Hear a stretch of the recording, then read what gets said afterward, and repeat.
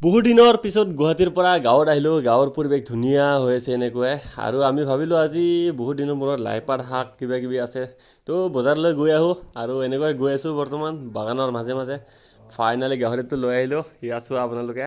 আৰু লাই পাতৰ লগত আজি কেনেকুৱা ধুনীয়াকৈ বনাম আপোনালোকে চাই থাকিব। ইয়াত কল হয় আমাৰ এইটো গাঁৱলীয়া পৰিৱেশৰ, ধুনীয়াকৈ বইল কৰি লওঁ মাংসখিনি। আৰু এতিয়া ধুনীয়াকৈ লাই শাক দেখিছে আপোনালোকে, গাঁৱৰ পূৰা নেচাৰেল হয় একদম পিয়'ৰ। আৰু লগতে সৰু গছত কলো লাগিছে, চোৱা কি ধুনীয়া। অমিতাও আছে, জলকীয়া আছে লগতে, আৰু ঘৰৰ পিছফালে ধুনীয়া মছলা দিয়া একদম নিজৰ। হা অঁ পাগলা এইয়া চোৱা। আৰু এইটো লাই শাকৰ একদম কোমলটো ছিঙি নিম এতিয়া, মাংসৰ লগত ধুনীয়াকৈ খাম। আৰু ফুল্লি কৰি আছে আমাৰ মামীৰ ওচৰতে।